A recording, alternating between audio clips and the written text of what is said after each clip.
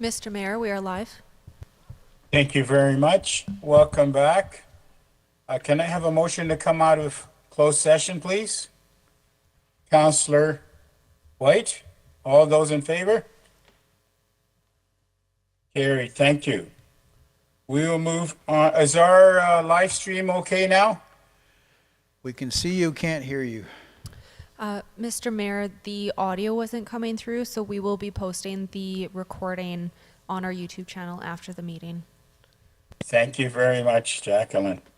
We will move to 6.1, Roundabout Project.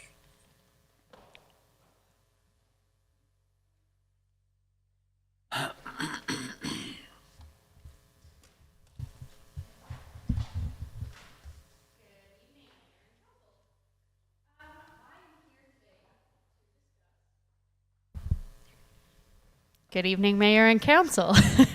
My name is Mackie Rumack. I am here to discuss with you the public art program, specifically the proposed project for the Roundabout.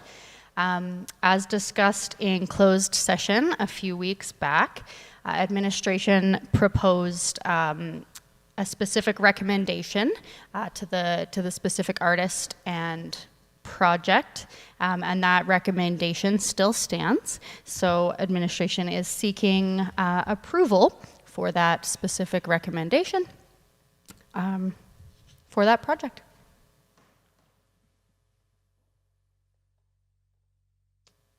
Thank you. Councillor Hoyle. Through the chair to Mackie, Can you make a motion, please? I don't know what the motion needs to be, because did we pick a particular project yet? I do not believe we did, correct? Through the chair to Councillor Hoyle, the specific project would be the piece that the artist That has. we viewed? Okay, thank you. Yeah.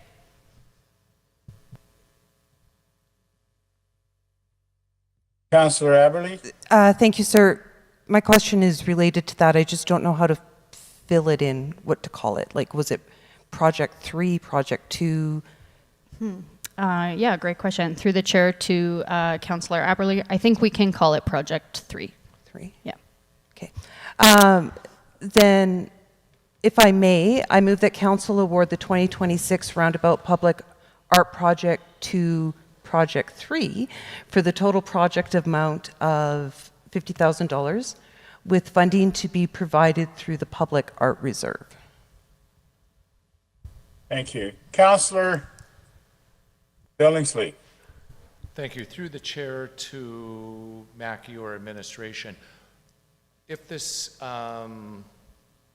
goes forward, when will the public be able to see who and what Project 3 is? Through the chair to Councillor Billingsley, I think once it is approved by the 7 of you, we can make that the name public. And the name public, but also what the drawings will Correct. look like will then become public in the public realm. Thank you. Correct. Councillor Nielsen. Thank you, Mr. Mayor. Through the chair to Mackie. Typically in a situation where you're constructing a display piece that we'd see in the roundabout, is there any kind of warranty, guarantee, or is they install it, if it all falls apart tomorrow, well, that was too bad, it was just 50 grand bad expenditure. So are there any conditions attached to the piece to ensure that we have it for a period of time and any deficiencies are not borne by us? Through the chair to Councillor Nielsen, in speaking with the artist of Project 3, as a warranty, they're in the process of conferring with the local businesses that they are wanting to work with. So he is conferring with the metal workers. They anticipate that with regular inspections and touch-ups, where rust may set in, that because this specific project and the material that it is made out of should be quite durable. But that's something that we will have written into the contract for the artist to sign once we've approved and get the go-ahead to move forward. We will put warranty information in the signed contract.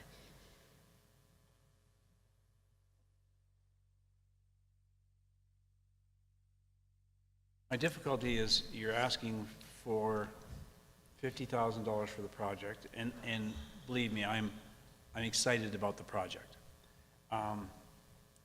But I have problems putting my hand up for $50,000 and say, but we'll put some kind of a warranty in after the fact.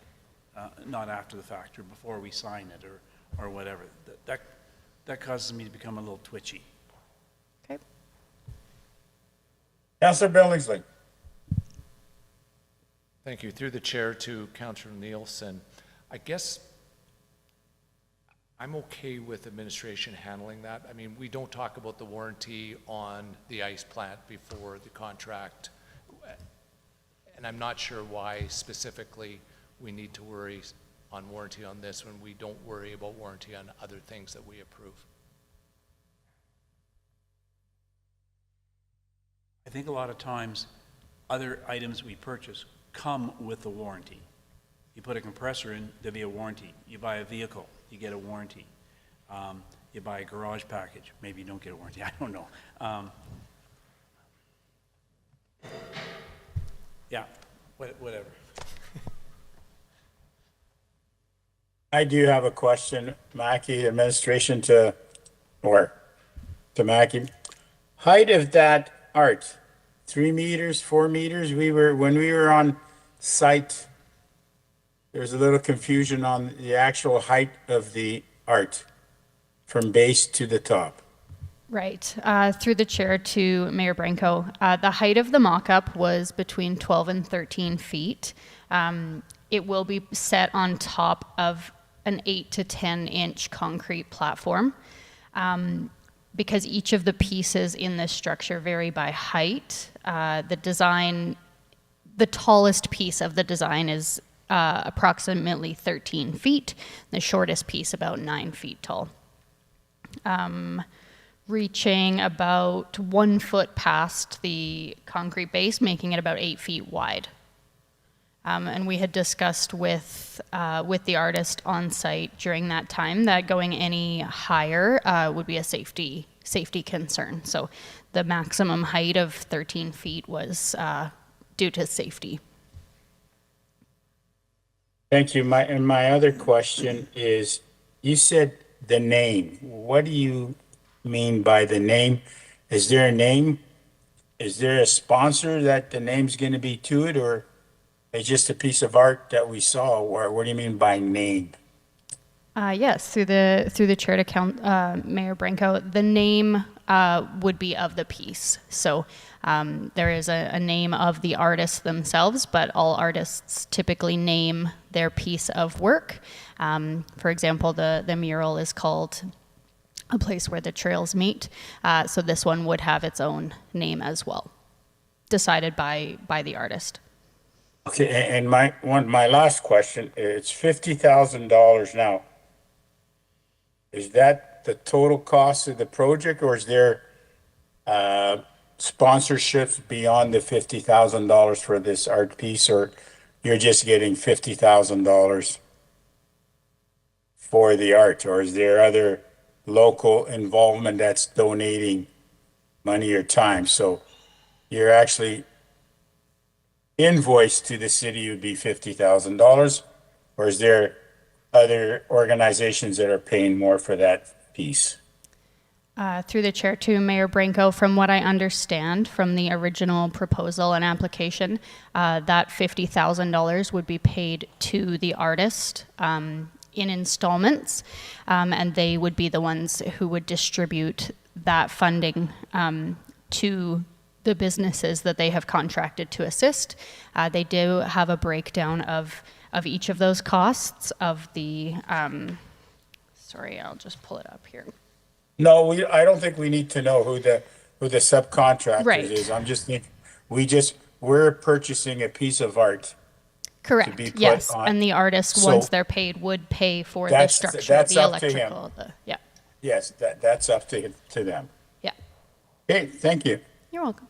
Councillor Aberley. Thank you, Mayor Bronco. Through the chair to Councillor Nielsen.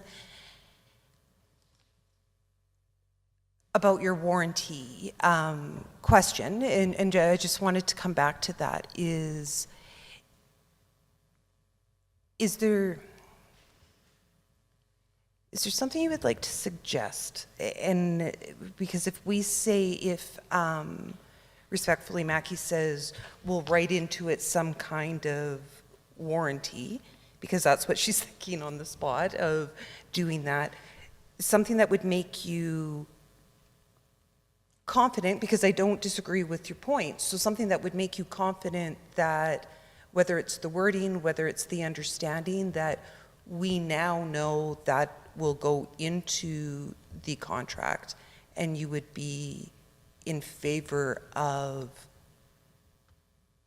voting in favor of this motion. My response is I have no idea. Yeah. And I don't mean to be flip with that response.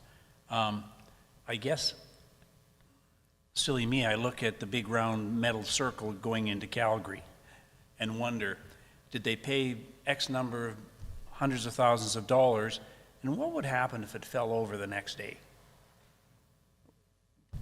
Would the city simply say, well, I guess we have to fix it at our expense? Or I don't know what could go wrong with this particular structure. I don't know if the cement work would fail. I don't know if the tension in the poles holding up the structure could be compromised. I don't Yeah. know. I just don't want to spend $50,000 and then potentially have other expenses added to it because of some kind of, I'm going to use the word faulty work or material not used properly or whatever. I'm not in a position to judge it. So. I appreciate that, and even on to that, and I think I understand it a little bit more. So, Mr. Mayor, if I may, through the chair to administration, when we, let's say, build, when we help give money towards, say, a spray park, we knew that there were going to be certain elements for safety reasons, for infrastructure, that were met to our standards, and I do appreciate that, of a freestanding piece of art, without giving anything away, and a freestanding piece of art would also have to meet certain standards for our infrastructure, safety standards.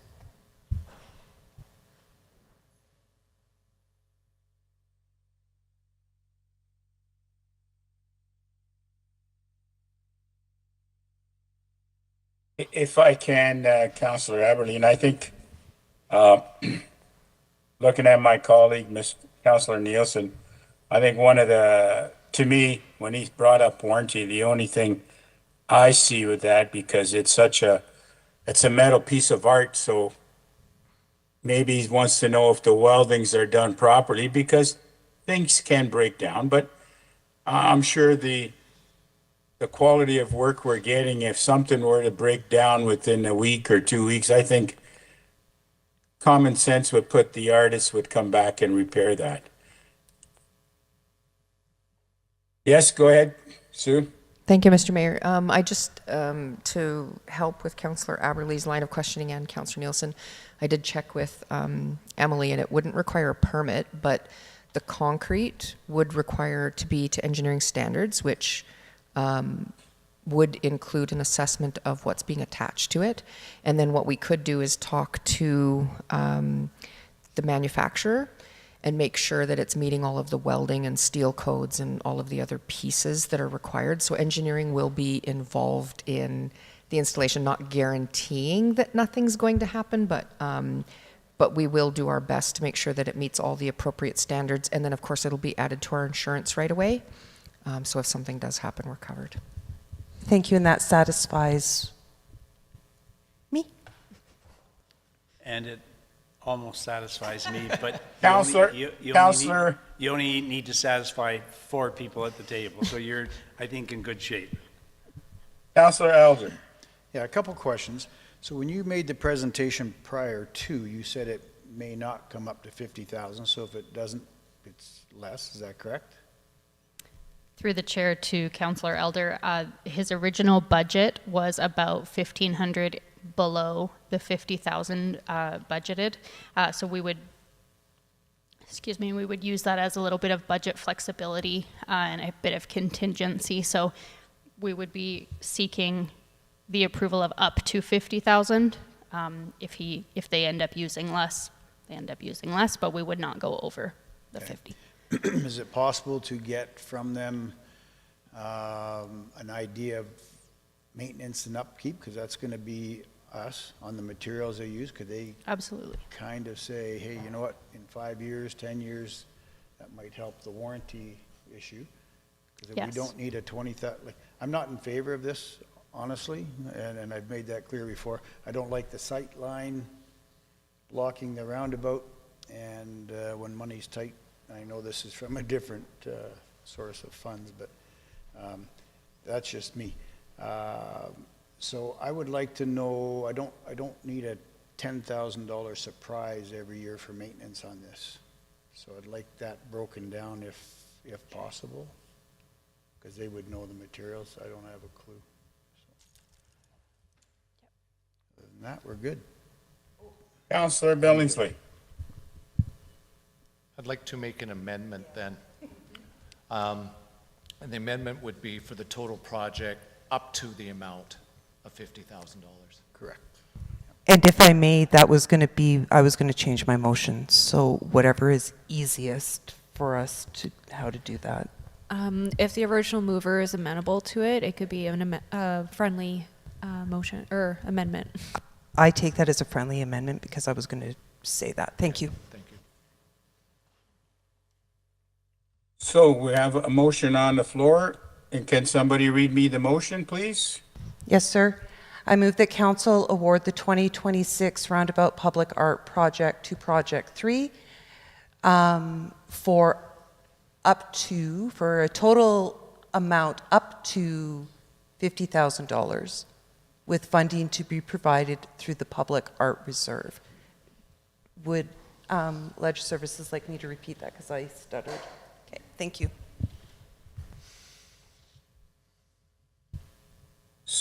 Counselor White. No, I'm sorry. Yes. Yep, thank Councillor you, White. Mayor Branco. Through the chair to the public, I just wanted to speak to the funding being from the Public Art Reserve. I wanted to, since we have it in front of us and we dealt with it thoroughly this morning, I thought I'd read that source of funding is that art reserve is funded as 0.5% of the total annual cost of reconstruction and new construction projects over $1 million to an annual maximum of $25,000 will be allocated to this reserve. And the reserve balance is currently over $200,000, so we definitely have the funds there, and it is not new tax money that is paying for this. Thank you. A vote to Mr. Billingsley's motion. All of those in favor? Oppose? Carried. Back to the original motion. I apologize, Mayor Bronco. That was confusing, I think, even for all of us in the room. I friendly Yes. amended Councillor Billingsley amendment, so we did move on his amendment. We don't need to go back to the original motion because I changed my motion to reflect Councillor Billingsley's suggestion. Is that correct, Jacqueline? Sorry. To the chair, that is correct. Okay, thank you. So the motion was carried. Up to $50,000. Thank you. Just to update council as well, the live stream has been restored, so we are live streaming. Thank you. We will move on to item 6.1, 6.62, enforcement bylaw. Matthew, please.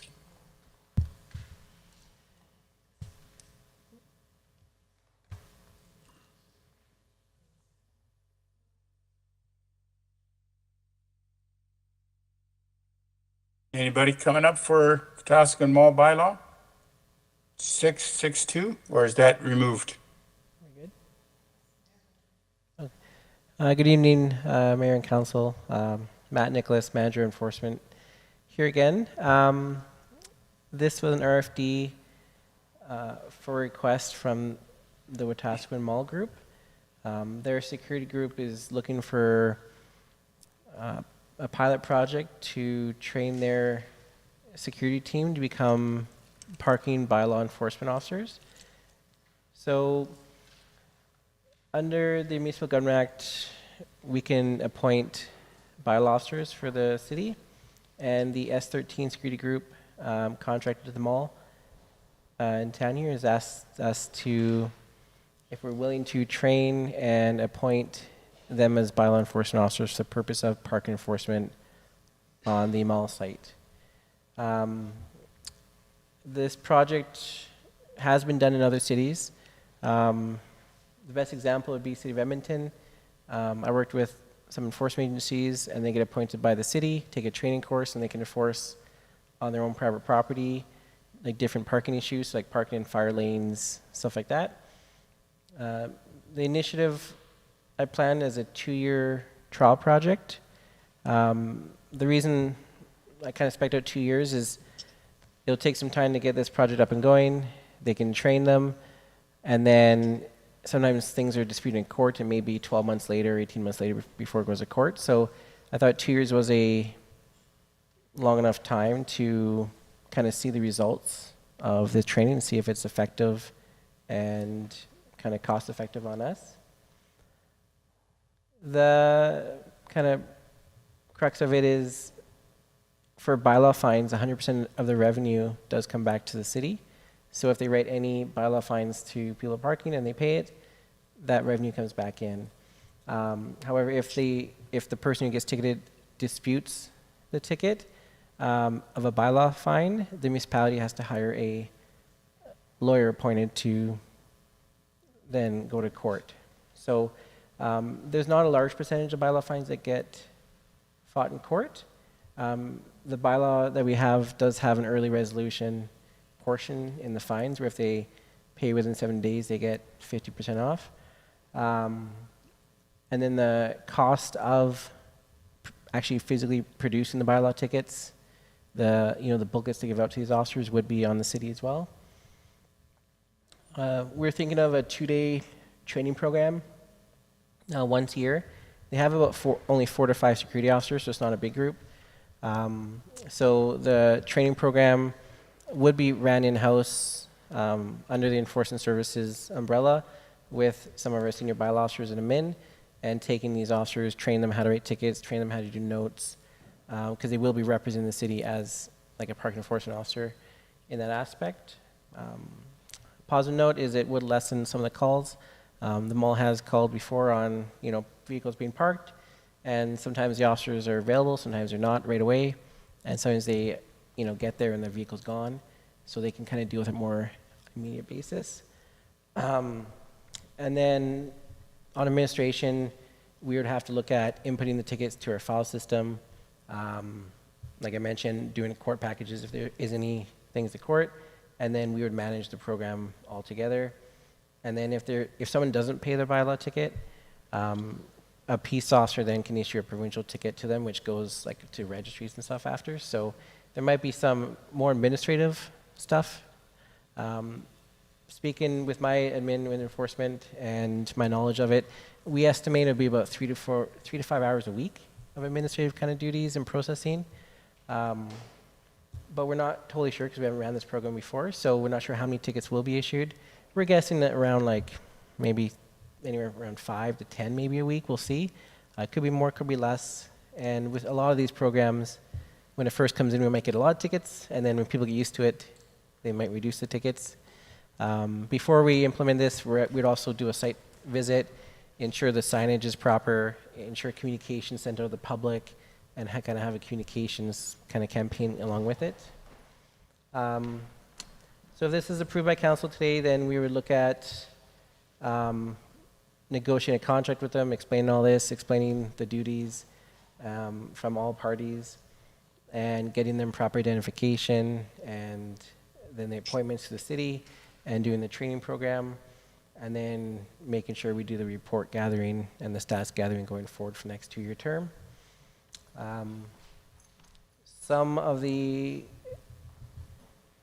tickets that they could issue, the most common ones would be like park where you're obstructing traffic, park in a fire lane, park in a disabled zone.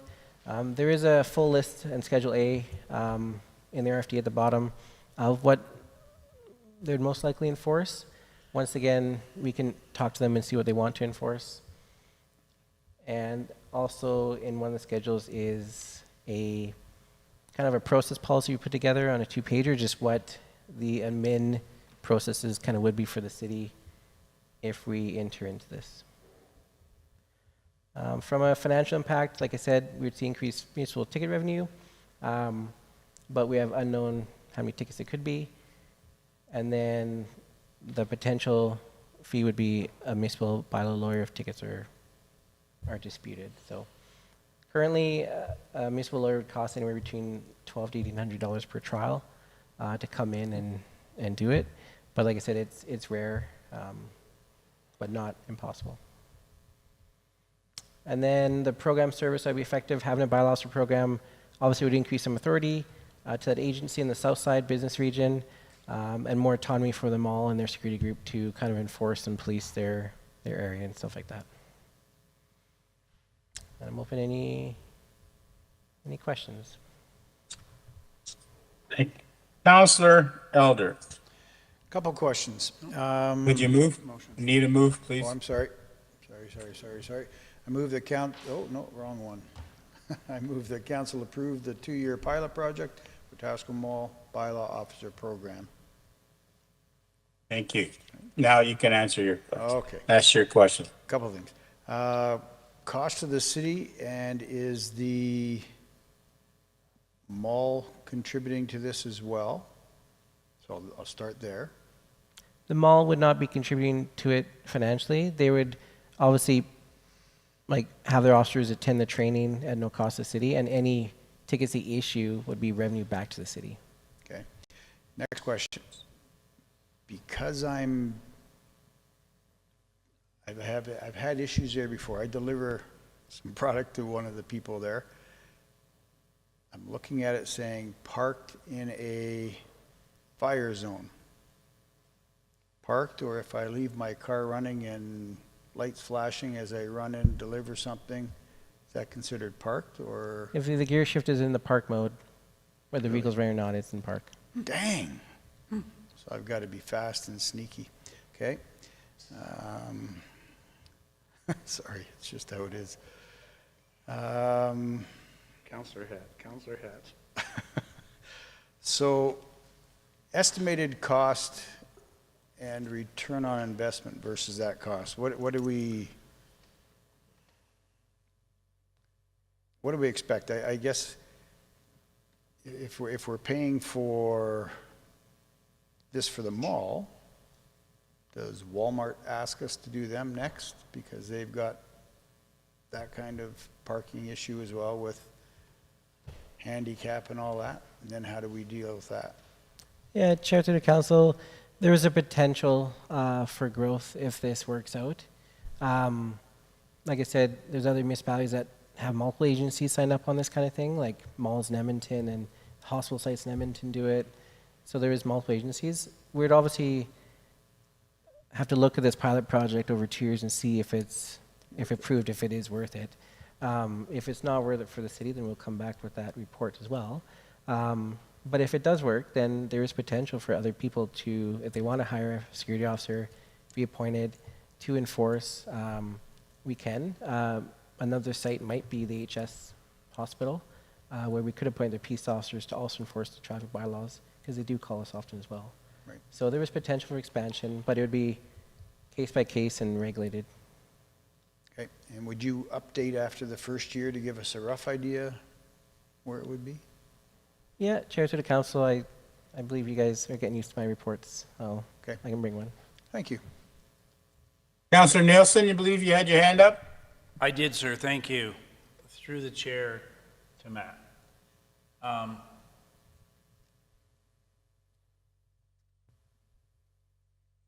You're recommending a 2-year pilot project for the reasons you stated. Is there an off-ramp prior to 2 years? So for example, you've talked about training folks, but if they're turning over staff every couple of months and you're having to train them and then 2 months later train another group and then train another group, and you talked about 200 hours of admin time in a year, you've talked about lawyers' fees going to court if they're contested. If you're seeing problems or lack of cost effectiveness or whatever, is there an off-ramp to say this is not working for us and we're out? Or if we bite this off, are we committing, regardless of the costs and regardless of the time commitments, we're in for 2 years? Yeah, Chair to the Council, we can definitely write that in the contract. I proposed only a 1-year training for each year, so 1 annual training. So, because I know there could be some turnover, but if they can't provide staff for this, then we will not continue with the project.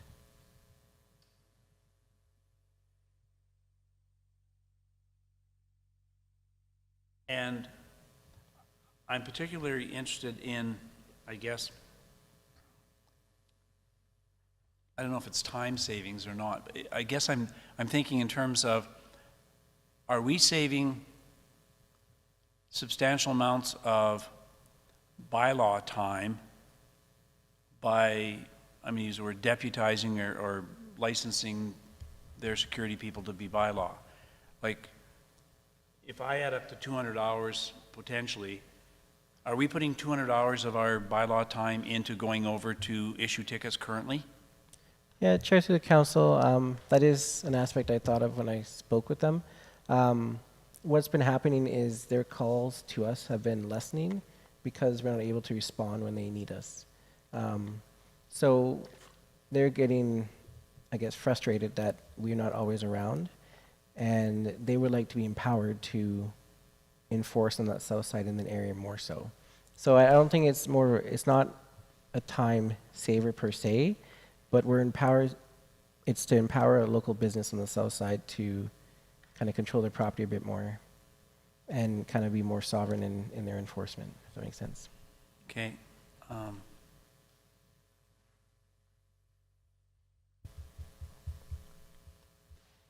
And my last question then would be,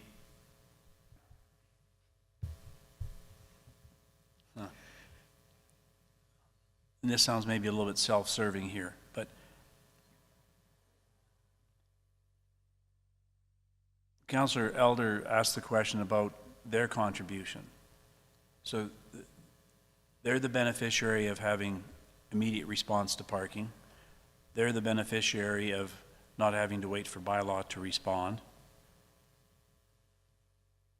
And we're the beneficiary of potentially more expenses.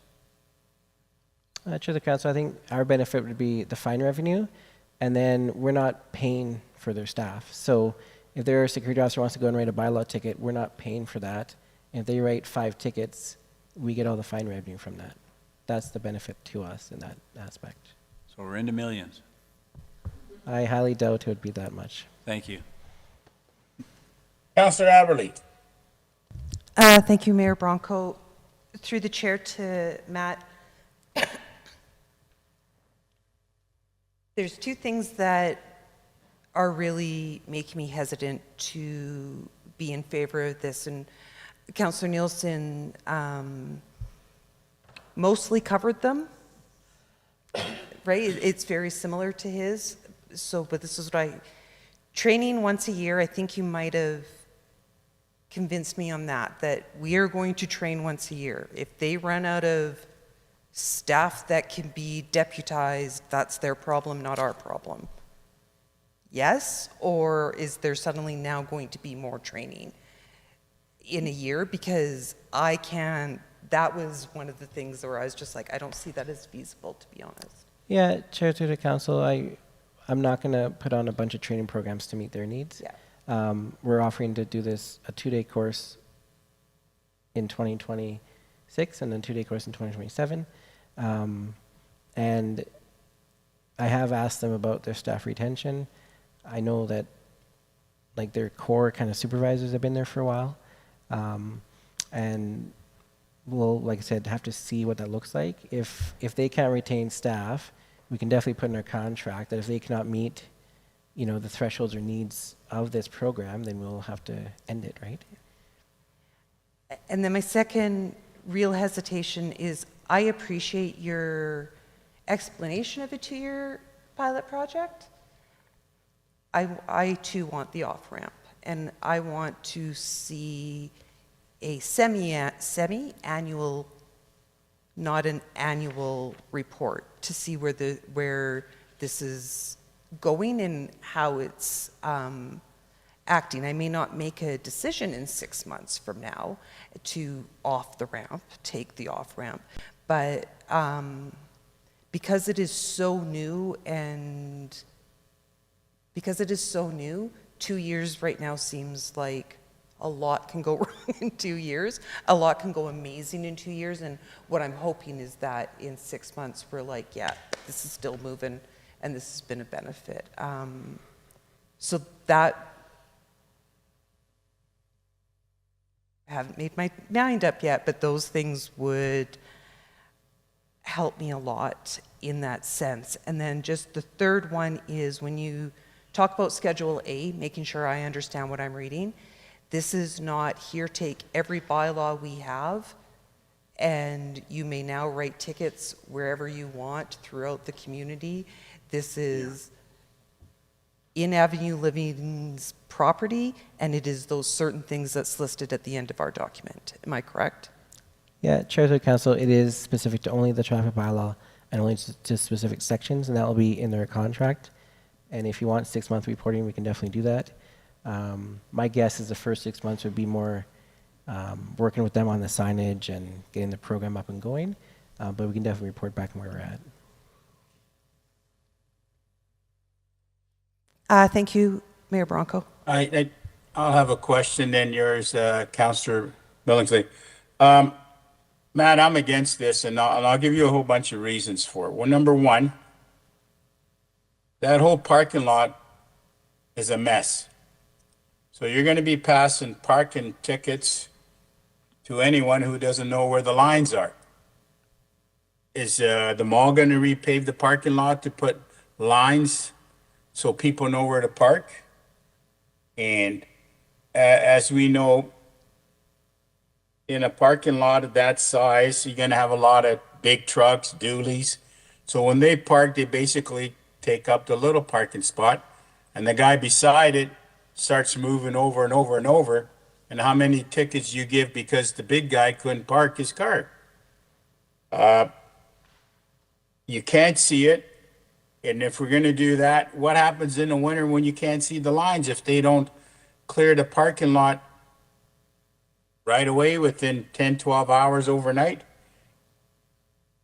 And one of my other questions is the liability. If we have an officer, if you keep training him and he doesn't follow the rules, the liability are to our standard, because we're teaching him to our standard. What if he doesn't follow that standard? Is the city going to have a confrontation liability with a parking attendant, or not, I shouldn't say attendant, or a parking person with the bylaw officer? And the other thing is, that parking lot opens at 6 in the morning where McDonald's opens up and everything. Is everybody going to be there, park any way you want, and then sit there? To me, it seems, it doesn't seem right. There's a lot of time, there's a lot of things we can make money on, and I know we're going to go, but the lawyers, that if that's costing us so much money for one ticket. How many tickets do we have to make to pay for that lawyer? So that's my 2 cents. Councillor Billingsley. Through the chair to council, I guess. I am not in favor of this at all. Because the mall has an issue with their parking, to me is a mall issue and not necessarily a City of Wetaskiwin issue. I think Councilor Elder talked about, or maybe it was Councilor Nielsen, about is next Walmart or whoever of parking. And I know that Councilor Nielsen talked about having skin in the game. And realistically, we're upfronting a lot of the expenses with the potential of parking revenue coming in. But even if it goes to trial, we have that expense, not them. So, and for many reasons, I, not even remotely close, can support this.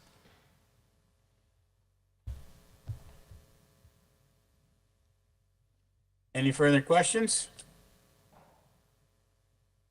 If not, we'll have a vote. All of those in favor? Opposed?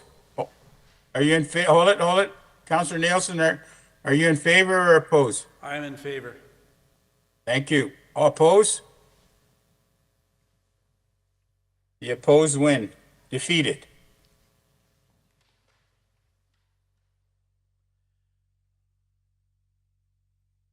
Item number 771. Emily.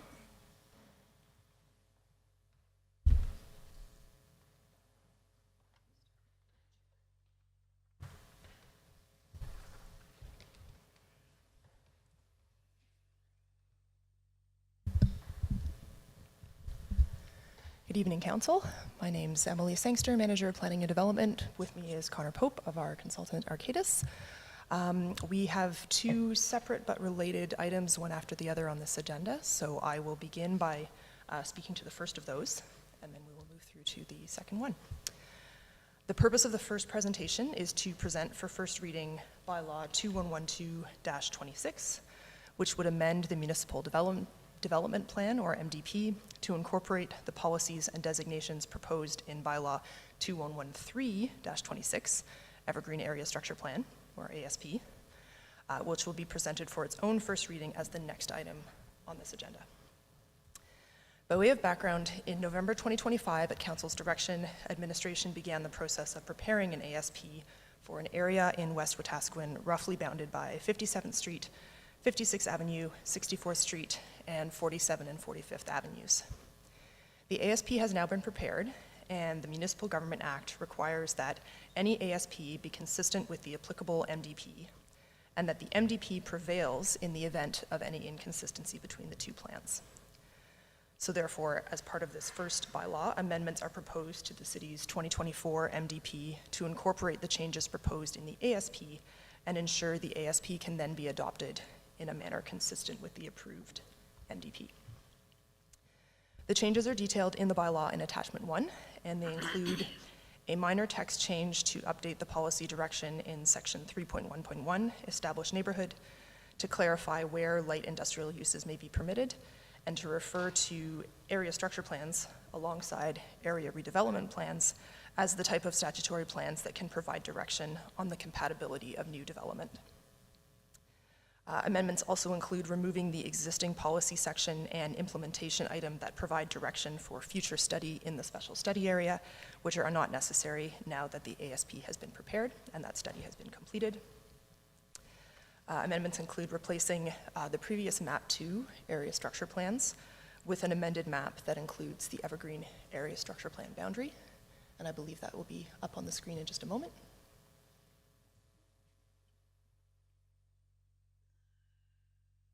So you can see towards the left of that map, there is a light green area and a dashed yellow line that are the relevant amendment there. And replacing map 4, land use concept, with an amended map that updates the land use designations to reflect those that are proposed in the Evergreen ASP and removes the special study area overlay So if we scroll down to map 4, previously the study area had blue hash marks over it, indicating that it was intended for future study. Those have been removed and the designations have been updated. Notably, the land use designations in map 4 don't correspond exactly to the designations in the ASP land use concept. This is because the MDP's land use designations are broader than those in the ASP. Additionally, the policies for the relevant land use designations in the MDP indicate that statutory plans like an ASP may provide further policy direction in specific areas. So with that summary, I'd be happy to take any questions regarding this proposed bylaw, noting that a more fulsome presentation about the ASP will take place immediately following.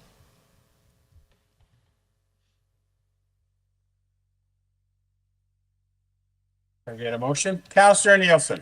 Thanks. I would like to move that council gives first reading to bylaw 2112-26, amending the municipal development plan to incorporate amendments proposed in the Evergreen area structure plan. And I do have a question. Go ahead, please. Thank you.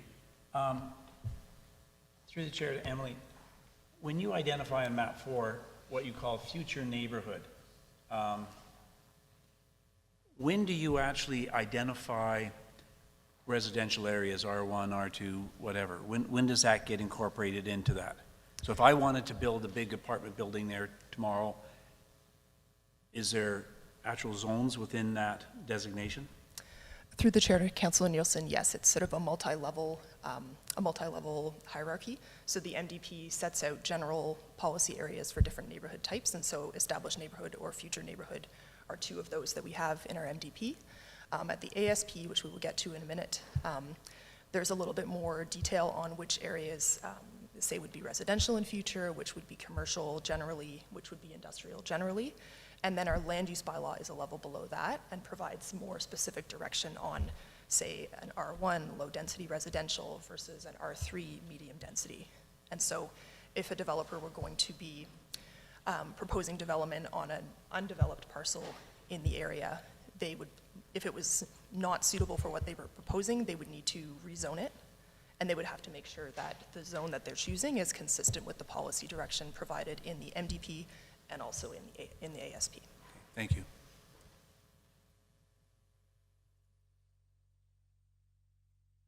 Any further questions? All in favor? Opposed? If I may, Carried. Mr. Mayor, I'd Please. like to move that council directs administration to schedule a public hearing on August 11th, 2026 at 4 p.m. as part of the regular council meeting. Any questions? All in favor? Opposed? Carried. Thank you, Emily. We will move on to Emily. 7.2.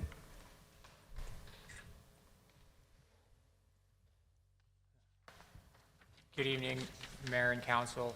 My name is Connor Pope, as Emily introduced. I'm with Arcadis, just here to give a brief overview of the Evergreen Area Structure Plan that was prepared at administration's direction.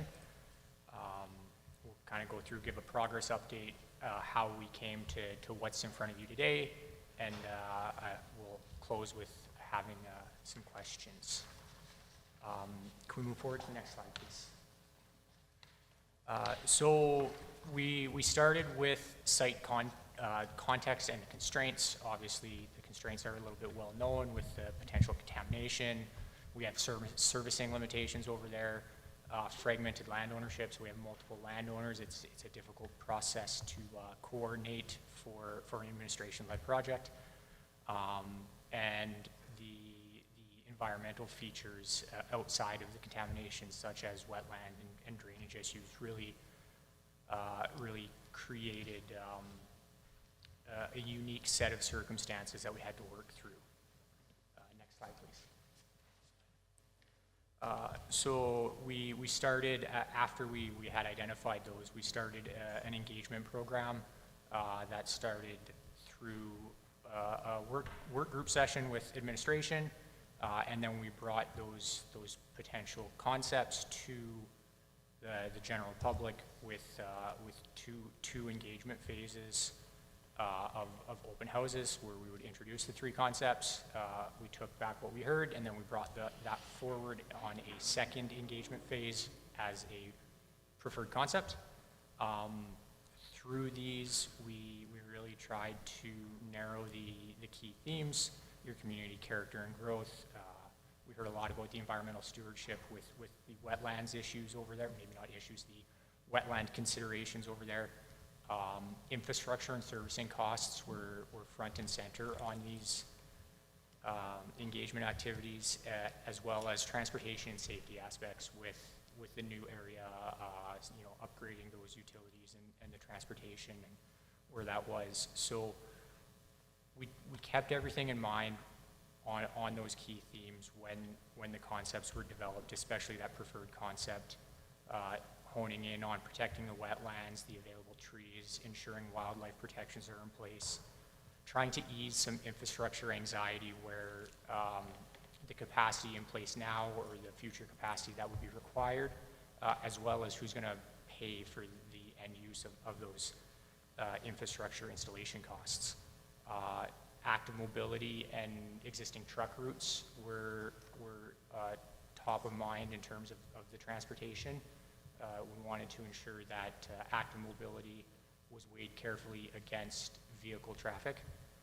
And then the bottom line was just a value added with no compromise there. Next slide, please. So our plan, overview, and objectives within the Evergreen Area Structure P is a framework to guide potential development rather than force the start of the development. We want to have the blueprint available for the landowners or interested third-party developers to come to the table rather than force those existing landowners into new development. It's just guiding the process with a gentle density increase from what we currently see on that side of the city. We want to encourage and recognize the existing industrial and commercial, that there will be a place within the neighborhood for these, keeping a transition and buffering so that land uses, conflicting land uses aren't mixing. And again, we want to stress that the plan identifies the construction and the build is only going to occur should the landowner wish. Next slide, please. So this slide identifies the concept map.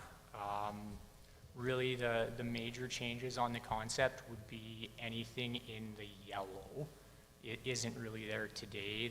The gray along the edges was left as the RMX zone, that mixed-use industrial residential zone that's identified in the land use bylaw.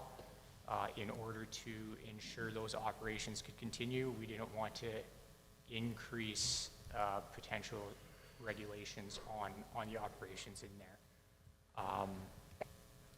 So with the RMX zone being a hot topic on engagement activities with the community, we wanted to make sure we heard those and kept them. The green spaces on the concept map represent the municipal reserve dedication. They're not meant to identify exact locations of where those municipal reserves have to go, but they proportionally represent the amount of municipal reserve the city of Wetaskiwin is permitted to take during subdivision of the entire land area.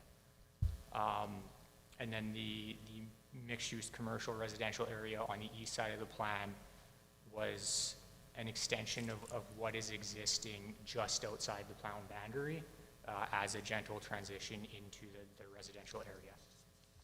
Next slide, please. The vision and guiding principles on this slide is just I'll just read the vision there. Is the plan is designed to foster a community that offers diverse housing choices and business opportunities with convenient road and trail connectivity and readily accessible green spaces, while thoughtfully integrating and complementing the existing character of surrounding neighborhoods.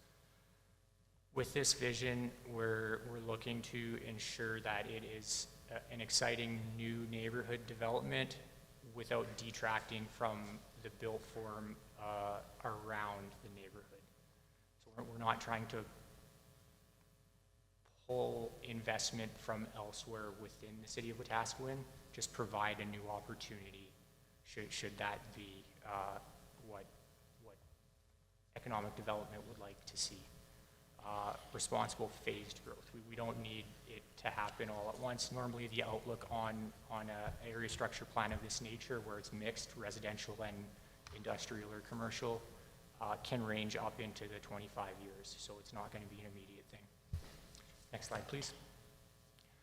The residential policies of the plan are going to support housing choice, but again, maintaining capability with existing neighborhood character, not only within the plan area, but those surrounding the surrounding neighborhoods as well. Unique to this plan in comparison to some other area structure plans you'd see in neighboring communities is, with the character in mind, we have set a maximum unit count for density rather than a minimum unit count for density. So it allows that phased growth, but you're not going to get too dense too quickly. It's not going to outpace development within the community. Again, speaking to that gentle transition between uses. Next slide, thank you. Again, the parks and open spaces, as discussed earlier, they can be subject to change. They're just there to represent size as well as a thoughtful layout of connectivity with multi-use trails that are included in certain road cross sections, as well as connecting to the greater trail network outside of the plan area. The wetland and stormwater pond, so a lot of the major park there in the quarter section that has the cemetery on the east side of the plan, the big park on the east side of the plan you see, that was initially concepted there for wetland protection. There's a wetland in that area. So it is a usable park space, but it's kind of a dual purpose park space. The same with the stormwater management pond. We've proposed additional park space along the stormwater pond as an extension of that community feature. Again, dual purpose. Next slide, please.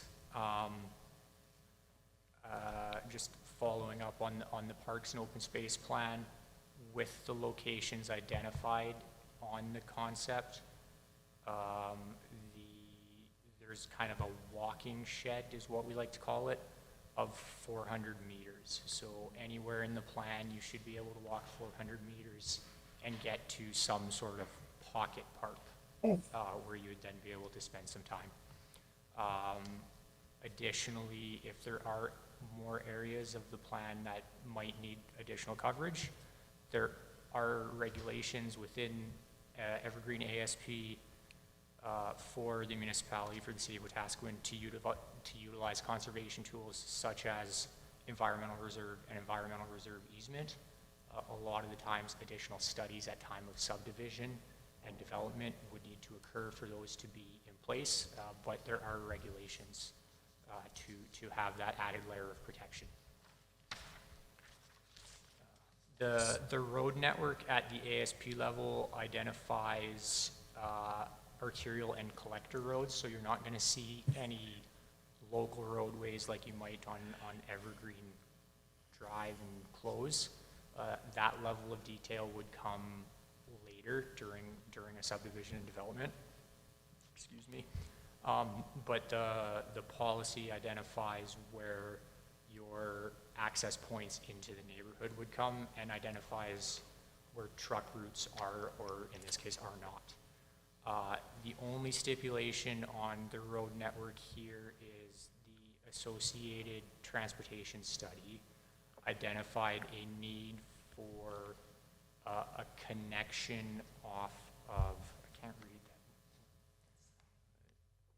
that, off 47th Ave to what would be a new north-south collector through the east side of the plan with the proposal of not expanding 47th Ave all the way through east. So that's the little dashed semicircle you see there. There would need to be, at a minimum, a local road that connects that. It doesn't have to be that orientation, but it does have to connect that way. Next slide, please. Again, just identifying the road network. We want to keep the truck routes outside of the plan area. There's no new truck routes, so we've tried to add stipulations on and regulations on new methods of enforcement or new identification to try and avoid truck routes cutting through the plan area for the commercial services portion. And then the new potential collector roads just provide the tie-in to the residential portion at the ultimate build-out. Pedestrian network, again, a lot of the collector roadways will have your multi-use trail along the cross-section, so we're attempting to move people as well as cars, promote active mobility, and minimize shortcutting on trucks with the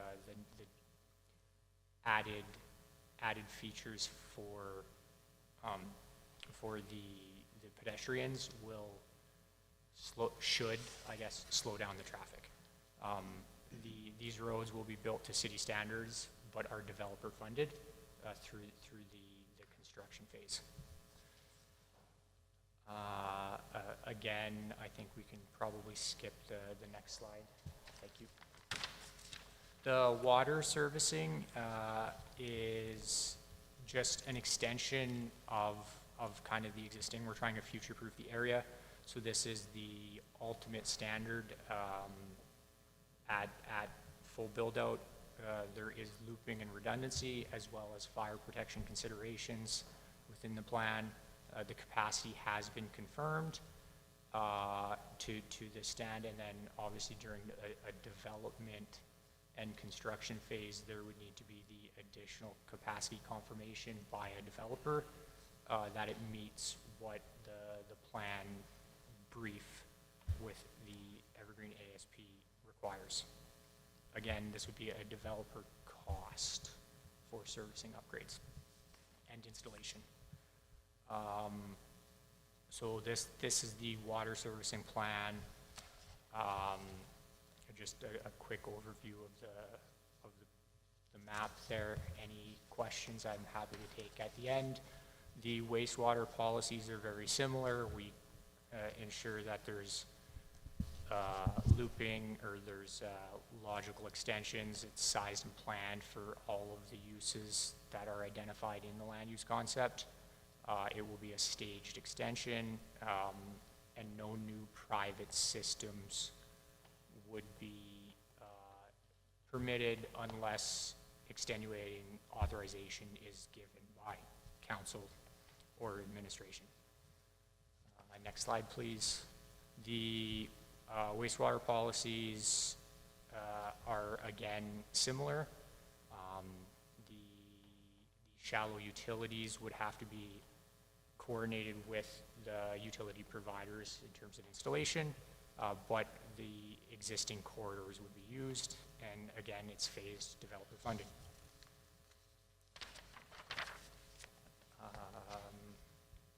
The stormwater policies are designed to manage the runoff and protect the water quality. We are well aware there is some drainage issues over here, so we've tried to integrate drainage and encourage and promote LID development, low impact development, as well as managing the runoff. The discharge would be into the Walker Farm Pond at a max of 2.5 liters per second per hectare. And then the stormwater facility identified and mentioned earlier would double as a park or open space with the potential for a walking trail and benches and those types of things. The design of the stormwater the basin doesn't capture the entire area. It's the blue outline identifies what the new stormwater would capture. So it's just the drainage there. It's a corridor alignment. The rest falls into the existing network. This would be the new basin. Again, developer funded, phased as required.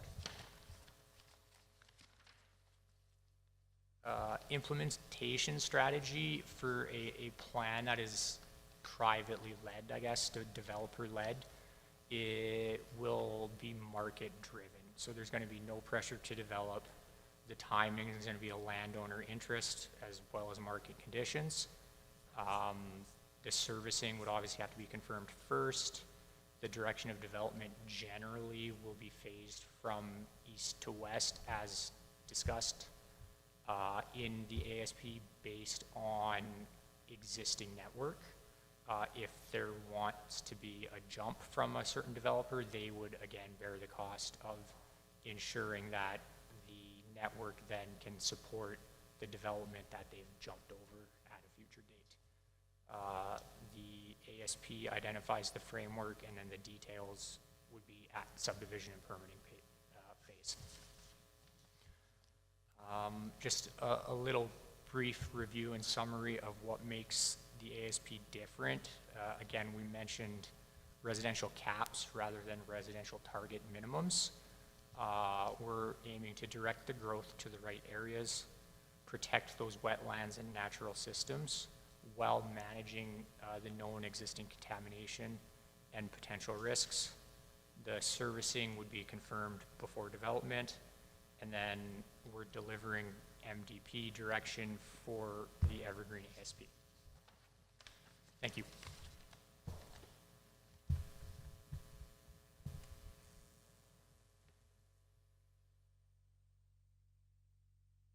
Can I get a motion, please?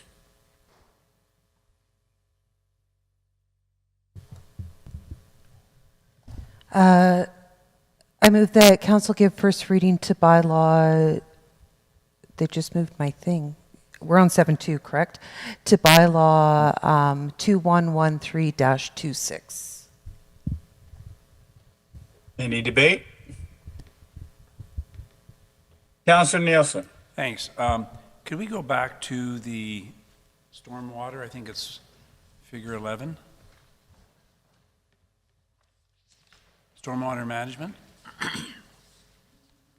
My question is in relation to the overland flow direction. So is it the intent, and you may have spoken about it here, but is it the intent that everything will drain into the stormwater management facility? Through the chair to Councillor Nielsen, the intent is, you have it generally correct. The intent is everything inside the blue dashed line would flow through the system to the stormwater facility, and then there would be an outlet across 56th Avenue into the proposed future stormwater management facility. And that proposed, you've called it a culvert here. Is it just taking off additional water, or is it a pump system? Or is it just, like, how is that water moved out of your stormwater management facility as into the outlet? Does that make sense?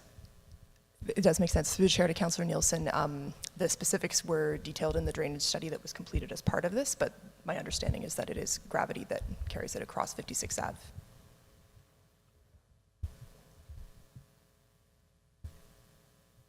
Okay, thank you. Any further questions?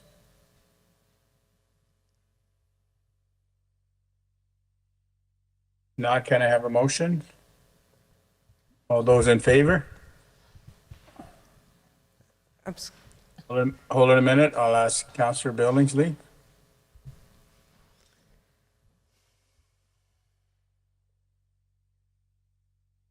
All of those in favor? Opposed? Carried. I move that council direct administration to schedule a public hearing for Bylaw 2113-26 at 4:00 p.m. at the August 11, 2026 regular council meeting. Thank you. Any debate? All of those in favor? Opposed? Carried. Thank you. Thank you. Thank you. We'll move on to 7.3. Manager of Economic Development. Good evening, Council. Vern May, Economic Development Manager. We have spoken with Council already about interest from developers to come and develop new multifamily projects. And we have proposed to introduce a bylaw that allows for a development incentive which is consistent with the current non-residential development incentive we have, which has a minimum threshold of $2 million. So at Council's direction, we went to draft the bylaw. However, as we recognize that the existing bylaw for non-residential development and the proposed incentive for residential multifamily development are actually meeting the same criteria of financial threshold, we've had those documents amalgamated. So now we have one bylaw which reflects all development above the $2 million threshold, as you see in front of you today. And in the process of doing that, we took the opportunity to have the lawyers make the language consistent so there's no ambiguity at all, as we found in the previous bylaw related to what the threshold is. Is it the building permit value or is it the actualized investment? So that language has been cleared up to make this very straightforward for any potential projects that are coming forward. So that's the impetus for the presentation and the substance of what you see before you today. And with that, I welcome any questions from Council. I have a motion, please. Councillor Billingsley. Thank you. I move that Council gives first reading to the Development Incentive Amending Bylaw 2110-26 as presented. Any questions or debate? If not, I'll have a vote, please. All those in favor? Carried. I move that City Council gives second reading to the Development Incentive Amending Bylaw 2110-26 as presented. Thank you. Any debate? All of those. Councillor Nielsen. Thank you. Just for clarification, through the chair to Vern, you mentioned this combines all the various classes for incentive. Did we have a previous bylaw? We did. And so will we be rescinding that one? What we've done is we're proposing to amend that bylaw with what you're seeing in front of you today. So this is nothing more than an amendment that adds the next dimension, the third. Correct. It adds scope to allow us to move very quickly without having separate bylaws for different types of. Great, thank you. development. All of those in favor? Carried. I move that City Council gives unanimous consent to go to third reading of the Development Incentive Amending Bylaw 2110-26. Any debate? See none. All of those in favor? Carried. I move that City Council gives third and final reading to the Development Incentive Amending Bylaw 2110-26 as presented. Thank you, Dean. Any debate? See none. All of those in favor? Carried. Thank you, Vern. We will move on to 9.1. Thank you, Mr. Mayor. Administration, there was a a deadline set with council for June, I believe it was June 15th for capital charters, and then July 15th for operating business cases, so that administration could go through any of the requests from council and make sure that we ran them through the standard process before they end up in front of council as part of a budget deliberation. The reason that we're bringing it to council right now is just to get a little bit of clarity on what exactly you want to see come forward. The reason is there were 15 capital charters that were submitted, and for the most part, I think we've got most of those figured out already. There was 2 that are going to be done through existing, one delayed because of development, one will be done through an existing budget. So there's still 13 capital charters, but there were over 50 operating business cases that were submitted, and that's going to take a significant amount of administrative time.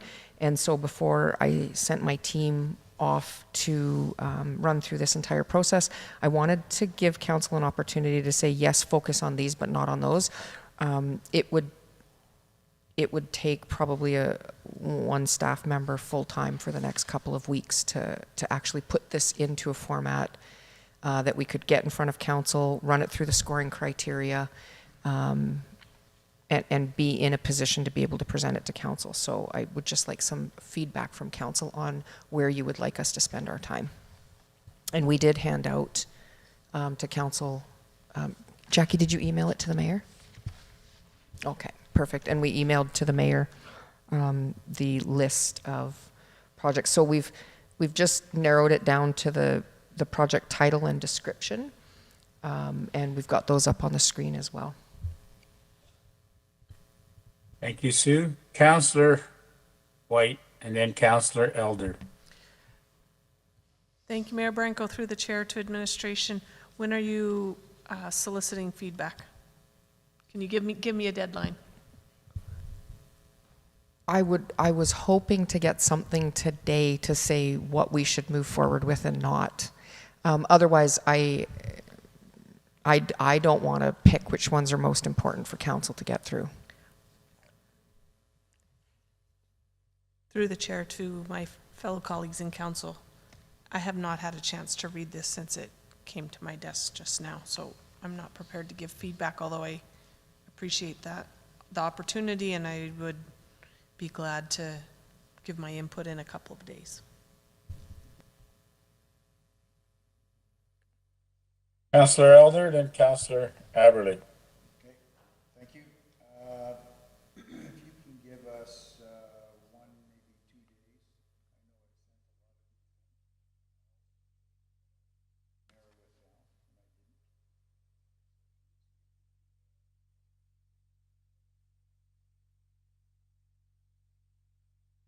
lot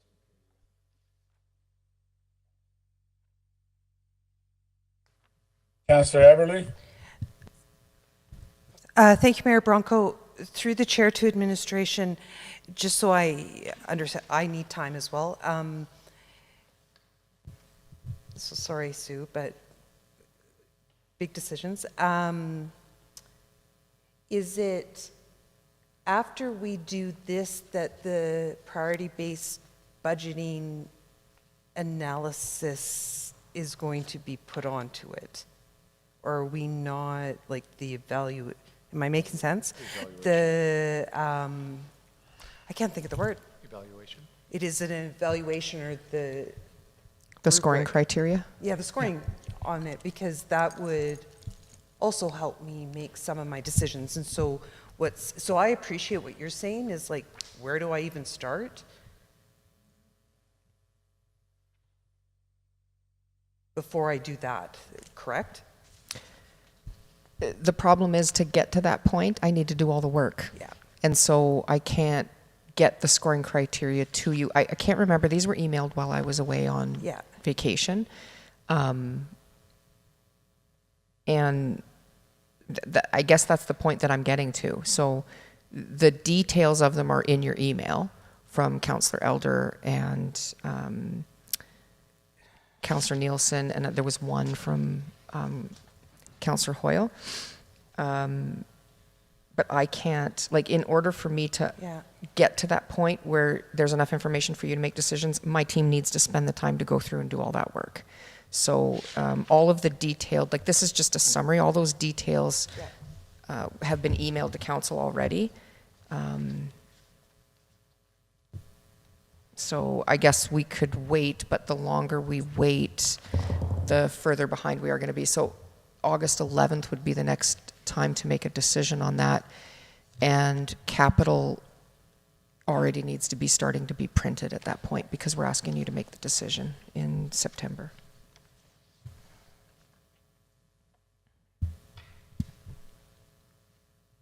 Councillor Billingsley. Thank you.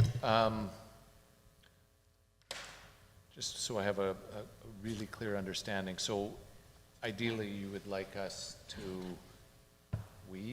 go through, edit, because the next step after these business cases are submitted, that's where the process that we had about a month ago where you showed us how the scoring works and how it fits and the criteria would be the next step of ones that make the cut, I guess. So, and I agree that we probably need a few days to go through this. Would editing this list of things, would that have to come in a regular council meeting, or can we get together as I guess we're making a decision, aren't we? Through the chair to Councillor Billingsley, I've never run into this before, so usually we get in, I think the max we've gotten in is 7 or 8. And so I don't want to be the one that prioritizes what's important to council. But if Councillor Elder is going to go through and like prioritize his and make that list smaller, then I think that's fair because each of you has the opportunity to submit what you want. And if it's a manageable number, then I can just get the team to run through, put it in, do through the scoring criteria, and then you can discuss it during your budget deliberations. I'll have Councillor Wendy Hoyle, then Councillor White, then Councillor Wayne Nielsen. May I suggest then we take these sheets, if this potentially will work for my colleagues in administration, and set a deadline, potentially maybe Friday morning or Friday by noon, and then indicate yay or nay on the sheets, and administration could compile them. I can't imagine if we get into discussing these, how many days it would take us. Through the chair to Councillor Hoyle, if Councillor Elder is going to prioritize his submissions, I wonder if we don't let him do that and then you weigh in on, but if you say no to something, he might want to put something else in. So, sorry, I'm talking myself in circles.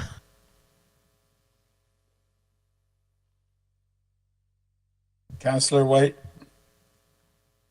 I stand down. Councillor Hoyle had the exact same idea as me. I'd like to give feedback, yes or no, to everyone that's been presented on this list and let administration compile it. And I think Friday at noon is a reasonable deadline. Thank you. Councillor Nielsen. I'm ready to give my input right now. Because the process is simply saying, hey, this is a good idea, this is not a good idea. Spend some time working on it. And I can go through here pretty quickly and say, I think this is a good idea, not a good idea. And so if it's left to Friday, that's fine.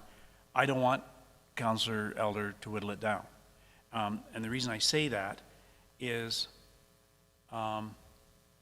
who's to say that he hasn't come up with an idea that's worth looking at? And even if he said, well, that's not my highest priority, maybe in the whole scheme of things, it might be everybody else's highest priority. And he was a genius, but didn't know it. And so I would just soon see everything be left there.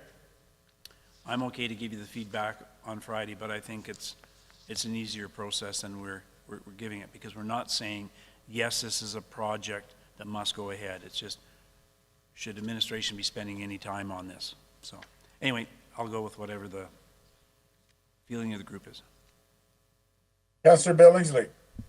Thank you. I would like an electronic version of this, and I guess more of logistics of how this would work. If 4 councillors say yay or nay, would then it be pulled? But if 3 say pull it, then it doesn't get pulled. Is that fair to say? I think, are we not simply checking off the boxes saying this is the And that's fine. interest? But what happens if only 2 people are of interest, but 5 of us are not? I think it's dropped. To me, this That's is what I'm nothing saying. more than So a, in majority this of- is nothing more than a straw poll vote. Correct. Vote. And then from there, sending it back to administration, then you can compile the data of how many actually get 4 votes or more. Thank you. Councillor Elder? So, I'm just going to double check that when I sent these,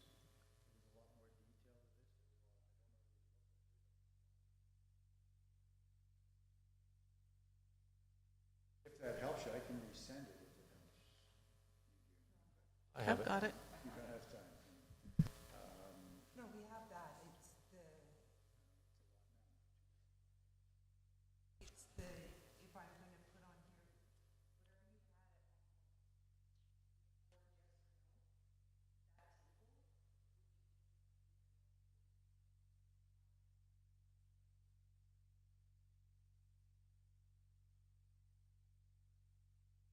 Do y'all know how to use drop-down menus? Yes, We could put a cell in there with yes, no. maybe so.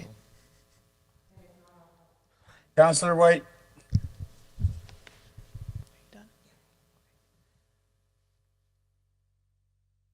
No, I'll stand down. Actually, no, sorry. Through the chair to administration, just since, so that we understand language really well, I'd love the idea of an electronic copy, and I like and will use drop-downs. Instead of just yes or no, can it just be a little bit more specific of, please, like, build the business case, or let this one die? I mean, make it more professional sounding than what I came up with in the last 2 seconds.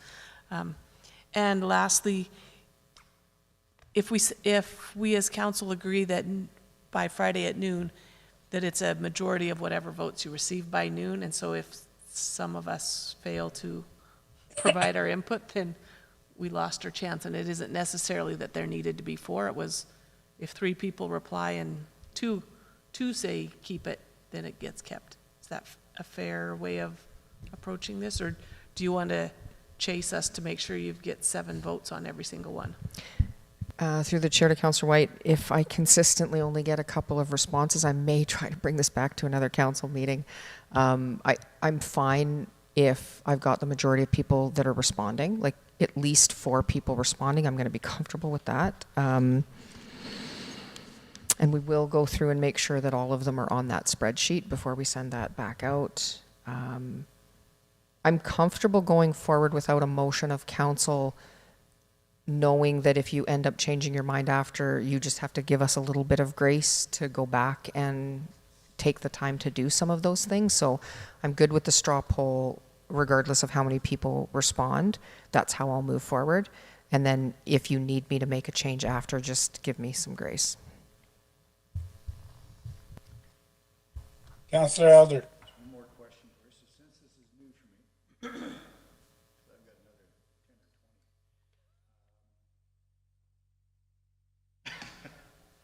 In the future, Microphone? so as I said, I've got another 10 or 20 that I could throw in there easily, but going forward, would you like a maximum, when you give a date when you want these in, would you like a maximum of 5 kind of thing? Through the chair to Councillor Elder, I don't know that, I mean, council's in charge of budget, so it's yours, and I don't want to limit the ideas that you have. I'm wondering if, when I looked through some of these, I wonder if going through the priority-based budgeting session, I should have recorded it that day. might give you some insights, because I do think that some of these are service level discussions Okay. versus an operating business. Well, I mean, it could be an operating business case, but it could be presented a little bit differently through levels of service. So maybe even sitting down and going through that with you will give you an understanding of where some of these might fit. And so then you can say, okay, we're going to handle that separately, because what happens is once we get through all of the submissions and we start looking at, okay, they're looking at a 10, 15% tax increase, what do we have to offer up for them? We go through and prioritize the levels of service through PBB, and then we start presenting ideas to council on what you can change. And so if there are service level changes, I think, yeah, I'll go through that whole thing with you. I'll find some time to go through it with you so that you can kind of see where they fit. No problem. But I don't want to limit the number that you put in. That's, No. it's your budget. It's an understanding, learning thing for me, so that's fine. So if I may ask, Councillor White, word in, out, is that good enough? In means it goes in, out. You were asking what word to use to check mark or in, out? I am going to leave that to administration's discretion, trusting that they will communicate clearly with us. Okay. And Councillor Nielsen. Thank you. Through the chair to Sue. Sue, you said most of the capital charters have already been captured. So are we going to be checking off capital charters as well, or just the operating? I think we should go through and mark off the capital charters. Some of them were received late, so we haven't done, like, the parade float, for instance. Sorry, I'm on the operating. Sorry, wrong one. I believe that most of these, if there is something on the list and you put it in and you have not heard back from a staff member, let me know, but they should have all been included. Sorry, the work has already been done, or we've had the discussion. For example, the 36th Street rehabilitation, we've had the discussion with Councillor Nielsen about developer responsibilities and a few other things that are out there, as well as the adult fitness equipment. We're going to be doing that through our existing budget, so we were able to kind of flush out a couple of those. The rest of them we've gone through and already done up the charters. 15 was a little bit easier to manage.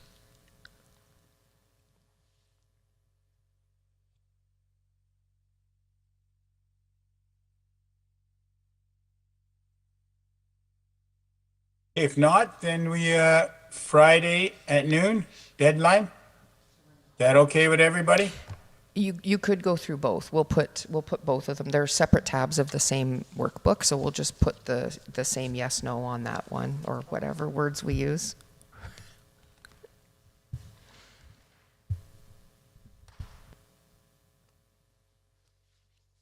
All good, ladies and gentlemen? Any questions?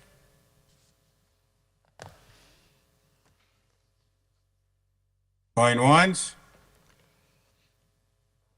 Going twice? Sold. Friday at noon. Thank you very much, and I will, any further, anyone add any more before I adjourn? If not, thank you very much, and I'll call council meeting at 6:48 p.m. closed. Thank you.